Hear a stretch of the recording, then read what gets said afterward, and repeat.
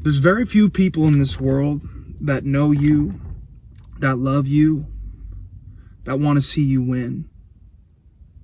Some of my closest friends who I thought had my back, that loved me, that cared about me, that I thought wanted to see me win in life, whether that be with relationships or finances, whatever, didn't. And I had to find that out the hard way.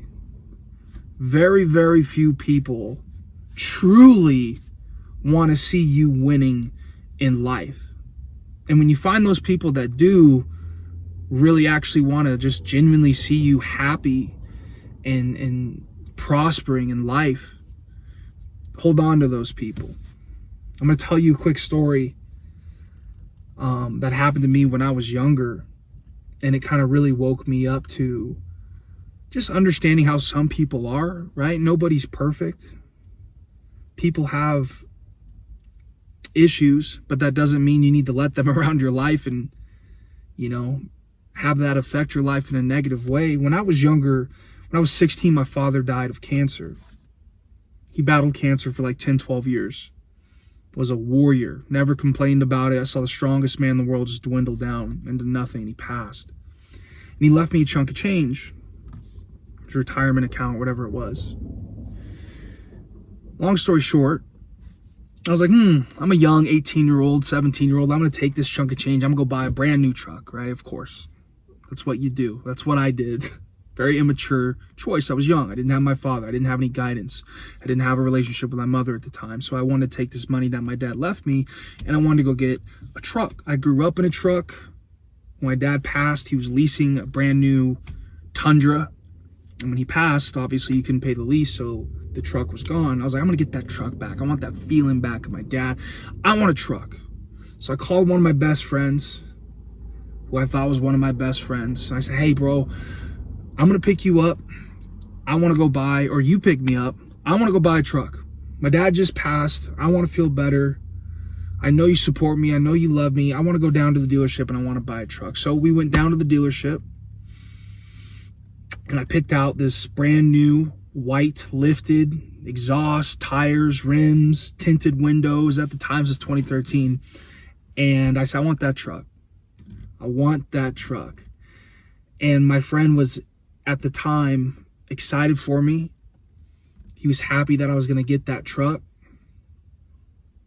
And we test drove the truck on top of the parking garage. The salesman let me and my friend, I was driving, salesman in the front seat. My buddy was in the back, let me go up top this 6-7 story parking garage where there was no cars, probably about 50 feet long, right, of room, of space on that parking garage of concrete.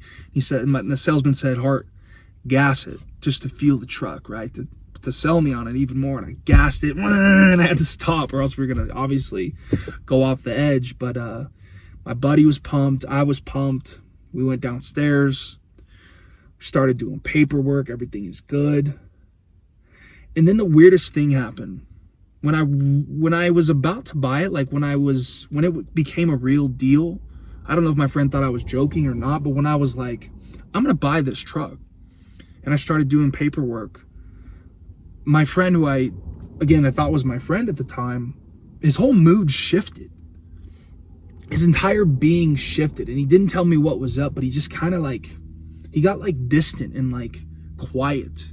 And I just could tell something was up when I was doing the paperwork. I'm like, bro, are you hungry? Like, what's going on? And he said everything was good.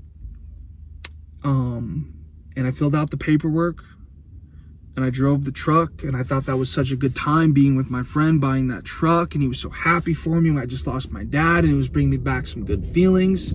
Getting another truck like my dad had, almost a very similar version. My buddy took me and we were happy and we were test driving it. And then I left and he left, and come to find out about a week or two later, he was talking a lot of shit about how spoiled I was, that my dead father left me a little chunk of change to buy this truck, and how jealous he was. I found this out from a few other people, how jealous he was that I got that chunk of change to buy that truck, And I remember hearing that and all the shit that he talked about me and thinking about how he came in there happy with me, I thought, enjoyed the test drive. And come to find out, he hated the whole thing, but he still came with me. And like, that always affected me because I really thought my friend was there for me and just wanted to support me and didn't think of that situation, I guess, in a toxic way like he did. I just lost my dad. I was 17, 18 years old. I just wanted to get another truck that reminded me of him. And the whole time, apparently, he was extremely jealous that I was getting a brand new truck, which would never replace my father. And so the whole time I thought my friend was rooting me on and was excited for me to feel good, better about the whole situation, losing my dad, getting this truck. He was talking mad shit, and he said some things to other people that got repeated to me that ended up being true that just broke my heart because I really thought he was my friend. I really thought he was my buddy. And, you know, as life went on, years down the road, I tried to keep him in my life a little bit, and he just kept doing shady things. Every time I'd start excelling with my life, he just kept on putting me down in the background. And the whole point of this video is some people in this life who you have around you, who you think are your friends and who you think really want to support you and see you win in life, those are the people that want to see you lose the most. They just hide. They stay in camouflage. So just be careful. Be careful who you let around you. It's hard to know, right? It's hard to decipher who the good friends are who really want to root you on and see you win in life. And it's hard to see the ones that are camouflage, like my friend. So just be mindful who you let in your circle as your life begins to evolve, especially if you're a man from like 18 to 30 years old, 18 to 35 years old. There's a lot going on in your life. Life is happening very, very, very fast. I feel like I was just 18 the other day. You know, I was making so many mistakes. Again, life just felt like it was just so fast. Be careful who you let around you. Yeah, that's my story. That was a big lesson for me. And to this day, I still need to be careful who I tell important things about my life, my personal life about, because you never know how people truly feel about you, which is really, really sad. But you have to protect yourself. Be very cautious. You don't have to be afraid and scared of the world and people and letting people in. There's no need to be afraid, but be cautious. Be aware.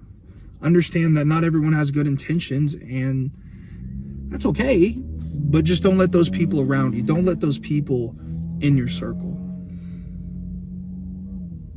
I love you guys. I hope this video hit the heart or hit the mind with some of you. If it helped one person, that's all I care about, because it's a lesson that I had to learn the hard way, kind of over and over and over again. I love my friends. I loved him. I still love him. It's hard for me to not want to see him and hug him, even if I guess he truly isn't really my friend in certain ways. You know, I just have a big heart. Because I've had good times with him, you know. But at the end of the day, you got to protect yourself. You got to protect the ones that are truly there for you. I love you guys. I'll see you soon.